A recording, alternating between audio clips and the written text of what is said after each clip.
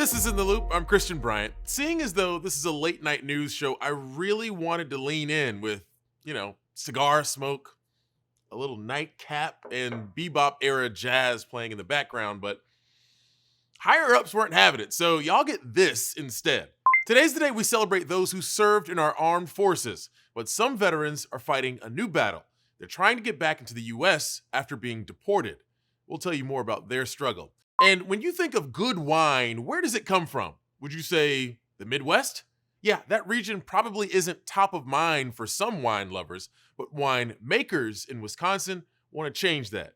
We'll have a preview of our newest episode from our original documentary series, In Real Life. Today, we're going to talk about a full-blown crisis that's been unfolding on a small island in New York City, right by the LaGuardia Airport on the East River. That island is Rikers Island, home of the infamous Rikers Jail, with a long history of abuse and violence. But conditions have spiraled into chaos.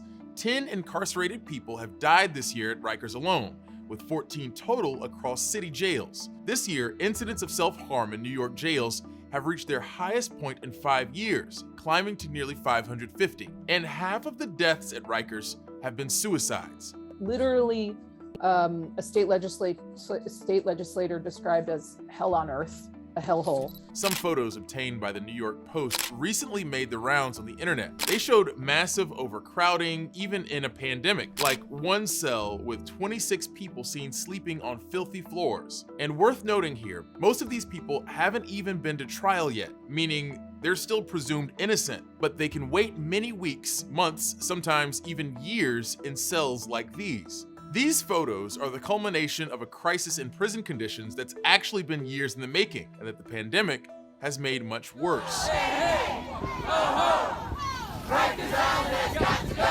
And now, Rikers has become a lightning rod for the wider debates taking place across the country around mass incarceration. So let's rewind and figure out how we got to this mess on Rikers, and how it represents prison conditions across the country. Depending on who you ask in New York, you're going to get some different answers on who's to blame for poor conditions on Rikers. One thing everyone can agree on is that rampant absenteeism from correctional officers has played a huge role in the chaos. So correction officers in New York City have unlimited sick leave. All of a sudden, starting around March or April, you started to see hundreds, if not thousands of people either calling in sick or just not showing up at all. Every program that happens in the jail requires at least one correctional officer to oversee it. Any classes, any visits to like a doctor or mental health provider, if volunteers want to come in and run programs, all of that requires correction officers to do. It's also worth noting that Rikers has an unusually high ratio of officers to incarcerated people, even with the massive absenteeism. The problem is that the officers who do show up are allocated to the preferable desk jobs instead of maintaining jails. As a result, there aren't officers to supervise cleaning crews, so piles of trash and even human waste litter the cells. People can't get to medical appointments. Many cell doors are reportedly broken, and some housing units of over 100 incarcerated people are regularly supervised by just one person. You can see where a place that's already tense, where violence is, just lurking right under the surface, can really explode in conditions like that. The other inherent problem is just the amount of people being sent to jail for this pretrial period. In spring of 2019, the New York legislature managed to pass pretty thorough criminal justice reforms, including eliminating money bail for most defendants. What prompted the New York bail reform law is there was a young man named Khalif Browder who was held in Rikers Island for literally years. He was accused of stealing a backpack, and he didn't have like a couple $100s worth of bail. And it was so traumatizing for him that he actually, after he was released, he killed himself. Not having the money you needed to post bail had literally nothing to do with whether you were going to show up for your court dates or not. But the reforms were made through controversial negotiations, with some critics on both sides, as the issue became a political football. In particular, many police unions, district attorneys, and local politicians on the right strongly decried the measures, alleging they risked public safety. Within about 6 months, the reforms were already amended. So we're seeing how this push and pull to end mass incarceration is playing out in Rikers. the lack of officers to maintain basic programs and services lets tensions rise and violence go unchecked. Meanwhile, that steady stream of incoming defendants, not all of whom need to be incarcerated, is proving difficult to slow down. Nobody wants to be in jail, not guards, not people who are incarcerated. And given that its function is really supposed to be much, much more limited than the way we think of it, if we can't even pay people to go in there, like maybe we should think about another way to ensure that people are showing up for their trial and their court dates. While the New York governor and city leaders are working to implement emergency measures to ease the crisis, it's clear solving Rikers will only be one of the first steps in a long political fight. As the New York Corrections Commissioner said in an interview, this is what the end of mass incarceration looks like. It's going to end messy, it's going to end ugly, and that's what's happening right now. All right, so we want to continue this conversation, and to do that, we have Lawrence Bartley here with us. Lawrence is a journalist and a former inmate at Rikers who now reports for the Marshall Project and edits their print publication that's distributed in hundreds of jails. It's called News Inside. Lawrence, we're glad to have you here with us. Hi, Christian. It's a pleasure. It's a pleasure. One of the things that we've heard about is overcrowding. And people being sent to jail that don't necessarily need to be there.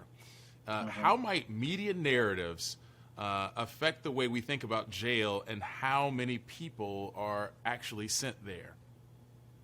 Well, media plays an important role. Taking one example, which is super predator, the term super predator. And it was a theory that said that these young, fatherless, godless monsters, which are juvenile, in the next year, 5, 6, 7, 10 years, they're going to take over. Never mind that at that time, when that was released in the Weekly Standard, juvenile crime had started to decrease. And even though, race wasn't specifically stated, everyone knew they were talking about Black children. So when other news organizations heard this term super predator, then you started seeing it plastered all over papers everywhere. And the sentences that were doled out from that time on reflect that.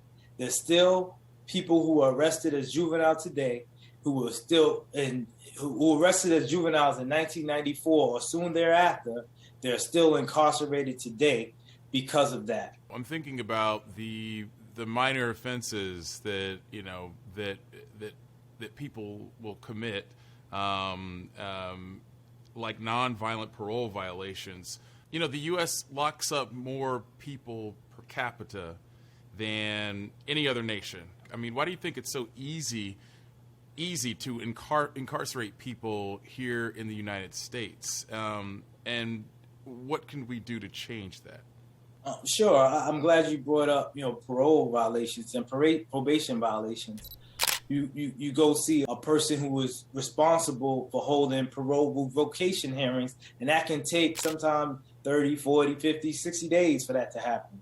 So people can be holed up on Rikers Island for that long period of time, and then some ungodly things can happen to a person. I had a curfew of 8 o'clock. And I was supposed to, when I was incarcerated at 17 years old. I was released at the age of 45. And during my time of incarceration, I went from a GED to a master's degree. I have been a published author while I was still incarcerated. So when I get out, I'm not the same person I was a 17-year-old kid when I went in. So I was on parole. I began working at the Marshall Project, nonprofit newsroom. And it was times where I was at an event, a book signing in Dumbo, New York at 9 o'clock at night. And my parole officer would be like, "Why are you not home? I'm going to send you back to prison." "What do you mean you're at a book signing in Dumbo? You kidding me? You about to go back to prison if you don't know what's good for you."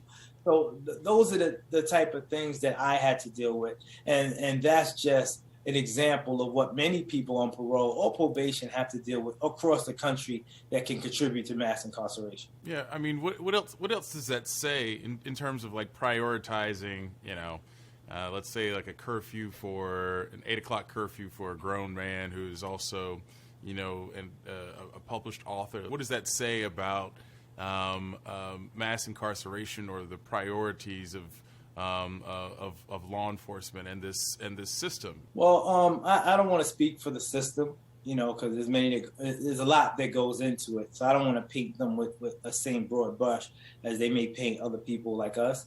But I will say that the evidence that we have seen, the rate that we incarcerate our citizens in comparison to the rate that other countries incarcerate their citizens is astronomical. It's just not even close. There's a whole host that goes into that. And the evidence in itself is telling. And I would just leave it at that. Gotcha. And, we're grateful for, you being able to kind of share some of that with us. Lawrence Bartley is a journalist and a person who was formerly incarcerated at Rikers, now reports for the Marshall Project. Thank you so much for joining us. You're welcome. Thank you for having me. When you're back, we're hitting on today's trending topics, which involves a pair of legal showdowns involving Americans with disabilities. We'll see you here in just a bit.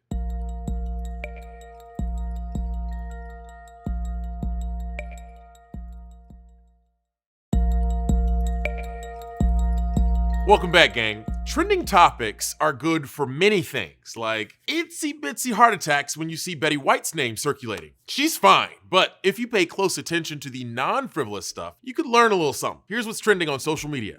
The Department of Justice filed a lawsuit against rideshare company Uber for charging disabled riders extra if they needed more time to get into a car. In case you haven't taken an Uber, when the driver gets to a location, the passenger has 2 minutes to get situated before a wait time charge is applied, even if the driver is aware the rider needs more time because of a disability. This fee dates back to April of 2016. It started in a few cities and then was implemented across the country. The lawsuit states that these fees violate a section of the Americans with Disabilities Act, preventing discrimination from private transportation companies. The DOJ says Uber has sometimes issued refunds when customers asked, but not always. An Uber representative said that fees are now automatically waived for riders with disabilities, and the fee was never intended to be used for people who are ready at their pickup spot but just need more time. The DOJ is asking that Uber change its policy to comply with the ADA, train their drivers and staff on the Disability Rights Act, and refund people who have been charged these fees.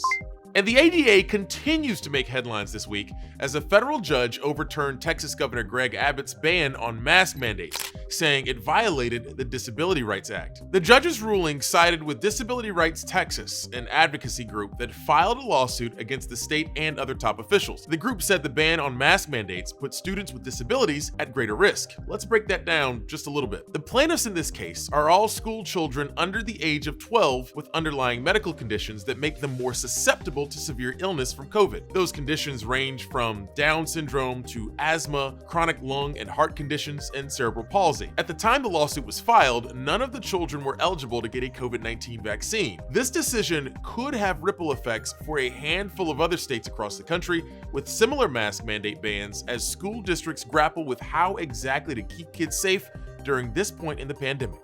And NFL quarterback Cam Newton trended today after the Carolina Panthers welcomed back the former fleet-footed play caller. The return is a bit poetic, seeing as though Newton has spent nearly his entire career with the Panthers, save for a single season in New England. And if you take a look at the Panthers' social media, the excitement was palpable. But the move wasn't just nostalgia mining by bringing in the quarterback that took the franchise to one of its 2 Super Bowls. Starting quarterback Sam Darnold is out with a shoulder injury for the next 4 to 6 weeks.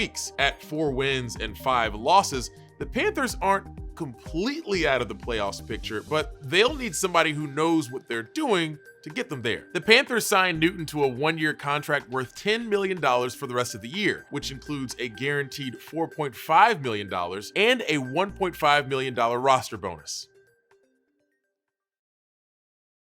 When you're back, we're focusing on Afghanistan and the rights for women and girls there.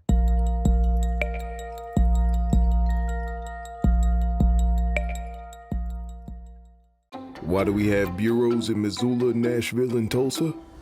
Because we want to tell the whole story. When you look at it from your child's perspective, they don't see the world the way we do anymore. And elevate voices from all over the country. There are times when you're just trying to keep your head above the water. We believe that people are at the heart of a good news story. So you've lived in this area all your life? All my life. We're in the midst of an amazing revolution. It's probably going to be the biggest challenge of all. It's through their eyes that we gain perspective and better understand how news impacts them. Technology is changing, but you can't kill love. It's about the whole community stepping up to help. And how it affects you. Newsy. Watch free 24/7. Welcome back, gang. Earlier this year, U.S. troops left Afghanistan, bringing an end to the longest war in American history. American forces rushed to evacuate thousands of troops, American citizens, and Afghan civilians who helped the U.S. during their 20 years on the ground. But as the mission wound down, Afghanistan's government fell, and the Taliban took over. During their previous rule of Afghanistan in the late 1990s, they put strict rules in place limiting the rights of women and girls. Women weren't allowed to work or go to school or show their faces in public. After taking over Afghanistan, Taliban leaders pledged to honor women's rights to some degree, but didn't elaborate much on what that would look like. In practice, Afghan women are still fighting to exercise basic rights. Even with the Taliban's assurances that girls would be allowed in the classroom, some schools are reopening, but some women have still been excluded. But as Newsy's Amber Strong shows us, some advocates are still working to make sure that women and girls in Afghanistan can still have the ability to get an education. Before Taliban forces reclaimed power in Afghanistan, activist and PenPath founder Matiullah Waisa and his brother were on a mission to bring education to all. Sometimes we don't have money. Sometimes roads condition is not good. So far, he's been safe, a far cry from his childhood education battle. In 2004, Waisa's school in Kandahar was burned by militants. He says they came to his home where his father, a tribal leader, was threatened at gunpoint for his role in education activism. Since 2009, he and a group of volunteers have been following in his father's path, providing hundreds of thousands of books to children, 1,700 in-house education opportunities for girls, and going door to door, pleading with families to allow their girls to attend school when one is available. We went to 7 provinces and 26 districts. We meet with the tribal leader, religious scholars, teachers, female teachers, students. He says sometimes the hesitation is cultural. Families prefer classes to separate males and females, or they simply need every member of the family to work. We just tell to them education is our basic rights, it's our human rights, it's our Islamic rights. There's another battle in the fight for women's education, despite assurances from the Taliban that all girls would be allowed back into the classroom. In most cases, girls over 12 have been excluded. When the Taliban gained control of the country in 1996, women were largely excluded from school. Now, their education minister says they want to make sure schooling is aligned with their interpretation of Islamic law first. I think like the rest of the world, we're impatient with promises that aren't then followed by action. Malala Fund CEO Suzanne Ayler says her group is pressuring the international community to compel the Taliban to make good on its word. We know that every day that a girl is out of school, it makes it disproportionately more difficult for her to get back into school. Her organization's co-founder, Malala Yousafzai, was shot in the head in 2012 after she and her father began speaking out against the Taliban's education bans in Pakistan. The people who spoke were slaughtered on the next day. The people who raised their voice were flogged on the next day. According to Ayler's, research shows when women are able to learn, there's prosperity all around. Security, humanitarian, peace. All of those educated girls go on to sit at those tables, navigate those conversations, and make decisions in defense of justice and human rights. In rural Afghanistan, Waisa says despite the challenges, he isn't afraid to spread the message because he too understands the overall good of education for all. If Taliban want independent Afghanistan, if Taliban want peaceful Afghanistan, if Taliban want to end up war, if Taliban want to end up violence, that's the only way to support education, especially girls' education. Amber Strong, Newsy. Many thanks, Amber. Even here in the U.S., we're seeing the effects of the Afghanistan withdrawal. More than 50,000 Afghan refugees have been processed at U.S. military bases as of mid-October. About 40% of those refugees were children. And soon, many of those kids will be placed in schools across the U.S. So many schools will have to get ready for their new students. National correspondent Chris Conti went to one school that has set up a program for its students who are immigrants and refugees. There is no such thing as a typical day for Principal Matt Buchanan. A recent Monday morning started with face painting in the cafeteria, which was unexpectedly interrupted by a fire alarm. Everybody else, guys, let's go. Matt Buchanan suddenly found himself trying to move 1,200 students outside to safety. Guys, all the way down to Highland. Principal Buchanan oversees Somerville High School, a school with a population as unique and diverse as its architecture. And because this school is so diverse, all our kids are benefiting from the supports. This year alone, there are more than 200 students here who are considered immigrants. You imagine being dropped into a different country, not knowing language. Among those students, Ronald Hernandez. So I gotta manage my time, very wisely. And Emily Silva. To be honest, I was kind of excited because I didn't know English, so I had to learn here really quick. Emily speaks English as a second language, which is why this school, like others across the country, has had to expand its support systems. The concept is called ELM Community, a backward acronym short for multilingual education. It actually makes you feel more comfortable. Students like Ronald Hernandez have a special part of the building where they can go for support. Guidance counselors help new students with everything from understanding schedules to communicating with parents at home in a student's native language. Everything is new, so it can be really overwhelming, and it's one of the reasons that we really try hard to intentionally support our students here. Emily Blitz helps run the program. What she's seen over the years is that if new students from other countries don't feel welcomed, they simply won't show up. I think that if there are too many barriers, it just gets harder and harder to stay with it. The whole program is addressing nationwide population trends. There are more than 17.8 million students in the U.S. right now who come from immigrant families. Census data shows that number only continues to grow, especially with the influx of refugees from Afghanistan. As of mid-November, about 40% of the more than 50,000 Afghan refugees processed at U.S. military bases were children. Many will soon be headed to schools across the nation. You never know who's coming tomorrow, and our job is to be ready for it. At Somerville High School, they're expecting some student refugees from Afghanistan in the next few months. With support systems already in place, the hope is that any high schooler who ends up here will have a seamless transition. In the small and big ways, the feelings of being different, being othered, being marginalized, being rejected are always there. So I do think, to come to school and to have a place and a space where you can go and feel seen and heard and recognized, valued and welcomed in those tangible ways, it makes all the difference for students. A lesson plan to help these students succeed, no matter where they come from. I'm Chris Conti for Newsy. We've been talking about some of the effects of America's longest war, and considering what day it is, we're going to shift our focus to veterans. After a quick break, we'll have more on U.S. veterans who have been deported and are working to get back into the country they served.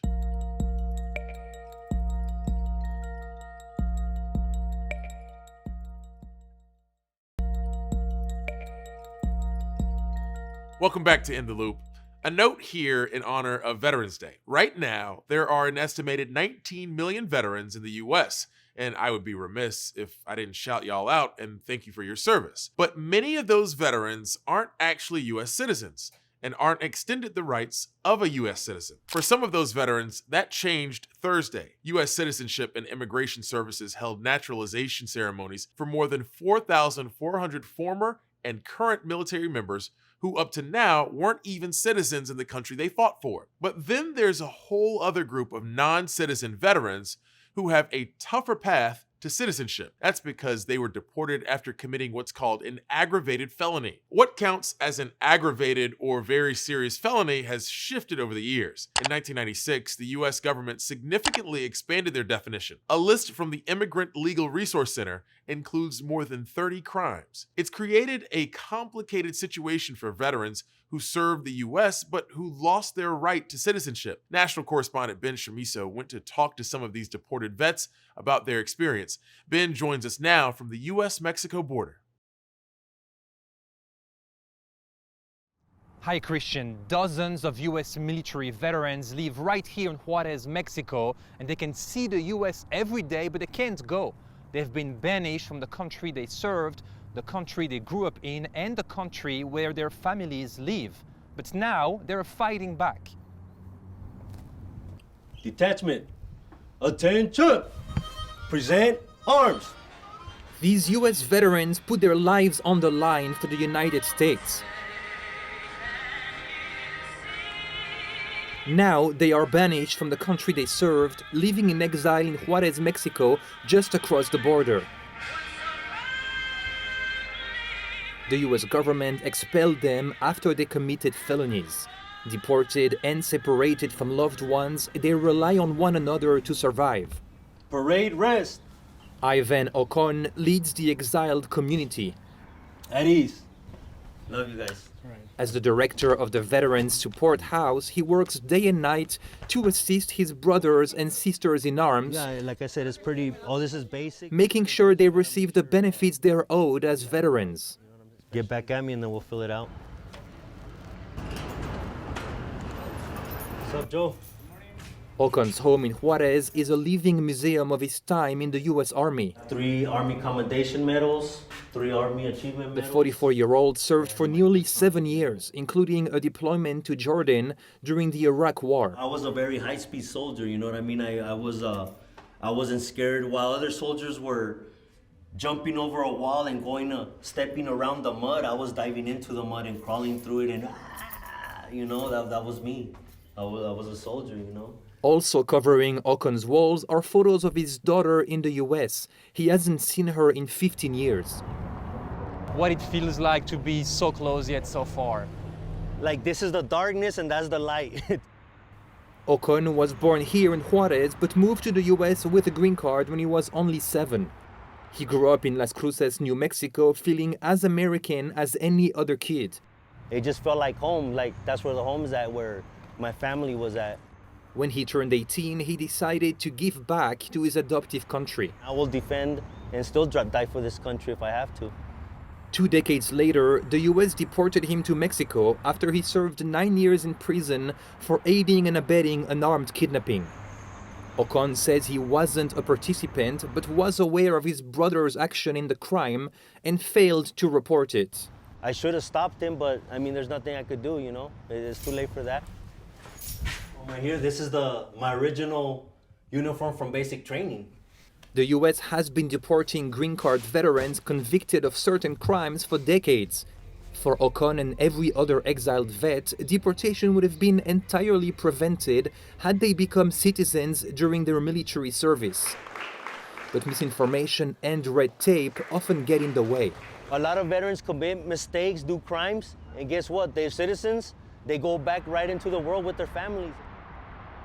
Just 50 miles away in the US, in Las Cruces, New Mexico, Ocon's sister and nephew take regular walks to a local mural honoring Ocon and other deported vets. I come over here and I pray as if it was him. I ask God to bring him home alive, to keep him safe. Mexico is really ugly right now and it's violent, and there was a shooting not too long ago just blocks from his house in broad daylight. That's what he does when he's feeling a moment. He comes over here and he hugs our brothers. For the first time in years, many deported veterans have hope after the Biden administration promised change. But for now, it's just words. Little action has been taken so far to bring people home like Ivan Ocon. Tired of waiting, Ocon and a Yale Law School clinic recently joined forces to petition for his return and to set a precedent for hundreds of similar cases. If they want to repatriate deported veterans, they should start with Mr. Ocon. Casey Smith is one of the students representing Ocon. She says the law has changed in his favor since he was deported in 2016. The crime for which he was convicted is no longer considered a crime of violence and cannot be an aggravated felony bar to his naturalization. The ball is now in the Biden administration's court. The students recently submitted Ocon's naturalization application, urging the government to expedite it. Today, how hopeful are you that you'll soon be home with your daughter? I don't want to commit 100% to it, but it's close, you know, it's close. In the meantime, Ocon and fellow deported vet Jose Francisco Lopez help just about anyone experiencing hardship in Juarez. Lopez served in Vietnam and was deported 20 years ago after serving prison time on drug charges. I risked my life in Vietnam, and they didn't care. You know, they just threw me out like on trash. Now 76, Lopez says Ocon's case makes him hopeful he and other exiled vets could also soon come home. I don't know my grandkids. That's the reason I want to go back, so I can meet my grandkids. This is where deported veterans stay, and this and that, and we got some more. The Veterans Support House, or bunker, is Lopez's home. They feel safe in here. Deported vets who need shelter can stay for as long as they need to. One time we had 12 staying here. Over the years, many deported vets have died in exile. Are from the people that had died here at the border towns. For now, it's only after their death that their bodies are allowed to go back to the US to be buried at a military cemetery. But thanks to the relentless work of advocates like Lopez and Ocon, that could soon change for some of them. Ben Chamizo, Juarez, Mexico, Newsy. Many thanks, Benny. The issue of deported veterans has been relatively undercovered, but a new documentary aims to shed even more light on it. It's been 9 years in the making, following the story of two brothers. Simon Shayket from our sister station in Detroit has that preview. Today, there are thousands of veterans who served in every branch of the military who are being or have been deported. It is a national disgrace. It's a groundbreaking glimpse into a world many Americans are unaware of. The film American Exile highlights the journey of two brothers, Manuel and Valente Valenzuela, who fought bravely in Vietnam, only to face deportation decades later. Since 1996, they've been deporting veterans. We didn't know that. But 2009, when I got my removal notice, my whole world just went down, man. I mean, it crashed. Speaking with us via Zoom, Manuel opens up about the project Michigan State University professor John Valadez directed and Professor Carlene Shue produced and edited with students from the school's documentary film program. It's very powerful. It hits you right there in your heart. The documentary, premiering nationwide November 16th from 10 to 11 p.m. on PBS, retraces the paths of several veterans who are among more than 4,000 ordered to leave the United States for committing misdemeanor offenses such as shoplifting and marijuana possession. I had a hard time believing it, that the United States would deport U.S. military veterans who saw combat, who came back wounded and broken. I really hope that American Exile makes people think about what it means to be an American. You know, is it a piece of paper, you know, that says I am a U.S. citizen, or is it your duty? Is it the fact that you serve our country? Through the course of the film, viewers experience the pain felt by the Valenzuela brothers, who recall the horrors of war, which left both disabled with lasting PTSD. We could hear explosions and we could see fires. And there's the fear of being separated from children and even grandchildren. The documentary sheds light on the fact roughly 65,000 non-citizens serve in the military at any given time. Thousands have stopped me and say, is this for reals? I never heard this. A 1996 policy passed during the Clinton administration led to roundups, which resulted in thousands of veterans losing their benefits and life-saving medical treatment through the VA hospitals. One of them actually died in the process of making this film because he didn't have the health care that he deserved. I have been fighting this since 2009. I have been to 5 funerals of a deported veteran. But this story is not without hope. Right here.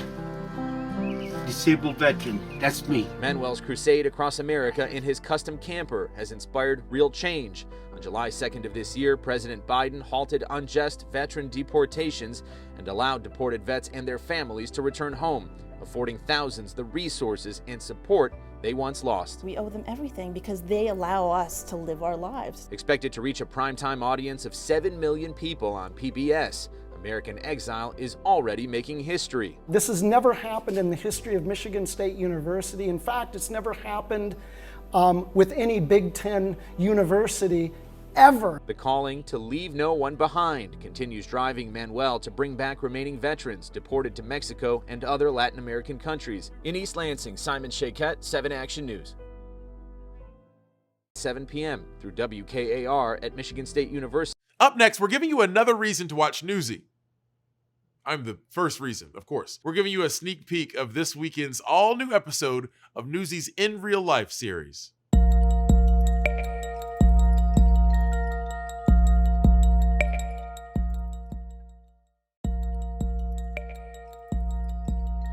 When you hear the word Wisconsin, what do you think? I think of PBR, Devil's Lake and Baraboo, cheese, Bucks and Six, awful winters, etc. But what about wine?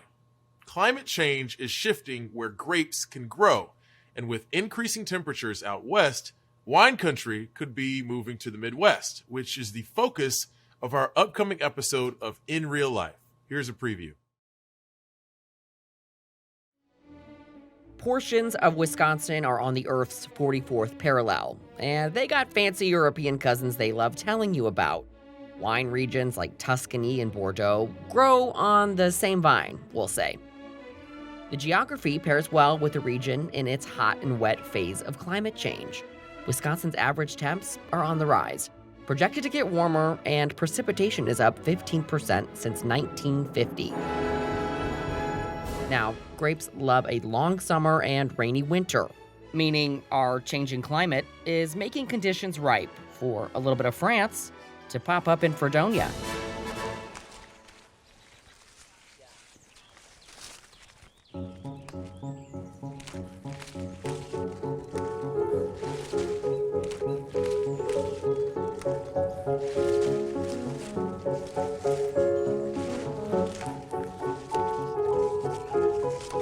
So this grape right here is a Frontenac Blanc. It was developed about 10-15 years ago.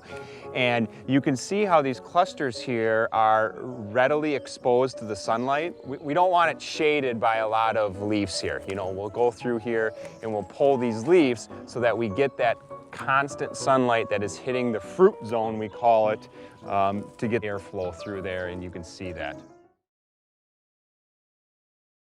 Joining me now is Newsy's Cody LeGros. He's the correspondent in the piece. Cody, what can I say, man? Tough assignment. It truly was. I was sipping science, Christian. That's what I was doing.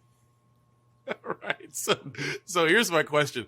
How is the wine industry being impacted by climate change? So I'm going to explain this for you all, for you, Christian, through the lens of a grape. Okay, so 99% of the world's wine comes from a vinifera grape, okay? That's what they grow out west in California and Oregon and other wine regions like Bordeaux and Tuscany. That's because vinifera grapes tend to grow best in relatively warm and wet places. So the places where you traditionally find them are getting too hot and too dry with climate change, and the grapes are getting fried. We're talking raisins, my friend.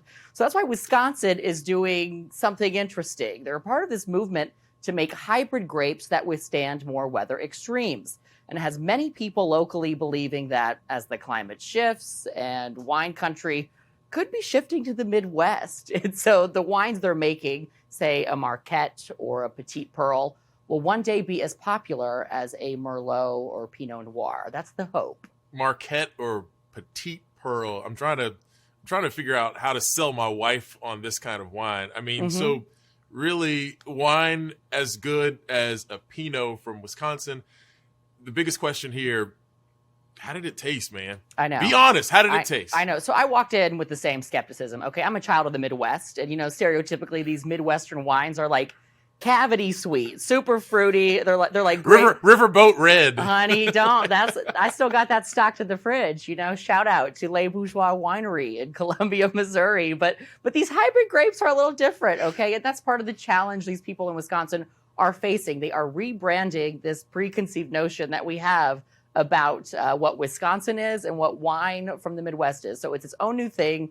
And with the work these Midwestern scientists are doing, the quality of the grapes and ultimately the wine will only improve with more research. And I'll just say my research was rich and full-bodied, like I like it. Like you. I'm surprised I had to make the joke. Usually you make the show. It's I'm a surprised I had to make that one. It's a family show. It's a family show. At least it was. Be sure to watch In Real Life on Newsy Sunday at 8:30 p.m. Eastern. Cody, as always, thank you very much, my friend. Thank you, Christian. I don't know if y'all know this, but Cody and I go way back, like too far back. And here's a pic for proof. If you've got feedback on this picture or on the show, which is why we're all here, feel free to give us a shout on social using the hashtag #NewsyInTheLoop. Go ahead, let us have it.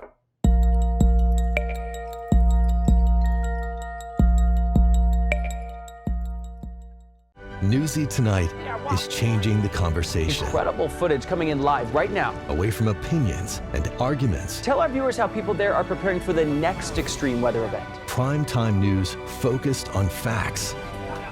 Understanding. This is an investigation you will only see here tonight. Reporting what matters and why it matters to you. We're not really as divided as it may seem. Let's break down our latest Newsy poll. Newsy Tonight, weeknights at 8, 7 Central, only on Newsy. We got through a lot today, but don't worry, we've got a recap right here for you for our biggest stories today. That island is Rikers Island, home of the infamous Rikers Jail, with a long history of abuse and violence. But conditions have spiraled into chaos. Some photos obtained by the New York Post recently made the rounds on the internet. They showed massive overcrowding, even in a pandemic, like one cell with 26 people seen sleeping on filthy floors. And now, Rikers has become a lightning rod for the wider debates taking place across the country around mass incarceration. So correction officers in New York City have unlimited sick leave. All of a sudden, starting around March or April, you started to see hundreds, if not thousands of people either calling in sick or just not showing up at all. The other inherent problem is just the amount of people being sent to jail for this pretrial period. The evidence that we have seen, the rate that we incarcerate our citizens in comparison to the rate that other countries incarcerate their citizens, it's astronomical. It's just not even close. Then we talked about U.S. veterans who had been deported. Newsy went down to Ciudad Juarez, Mexico, which is just across the border from El Paso, Texas. Even though the U.S. is in sight, the pathway to citizenship for veterans like Ivan Ocon seems like a long shot. That's because he was deported after committing what's called an aggravated felony. What counts as an aggravated or very serious felony has shifted over the years. In 1996, the U.S. government significantly expanded their definition. A list from the Immigrant Legal Resource Center includes more than 30 crimes. The U.S. has been deporting green card veterans convicted of certain crimes for decades, though we don't know how many because the government has failed to keep tabs. A lot of veterans commit mistakes, do crimes, and guess what? They're citizens. They go back right into the world with their families. But after the Biden administration promised change for the first time in years, many deported veterans have new hope. Ocon and a Yale Law School clinic recently joined forces to petition for his return and to set a precedent for hundreds of similar cases. The crime for which he was convicted is no longer considered a crime of violence and cannot be an aggravated felony bar to his naturalization. All right, folks, that's it for episode 312 of In the Loop. Our catalog is getting pretty thick, THICC. If you ever want to check out some of our previous coverage, head to Newsy's YouTube page. We got plenty for you to sift through.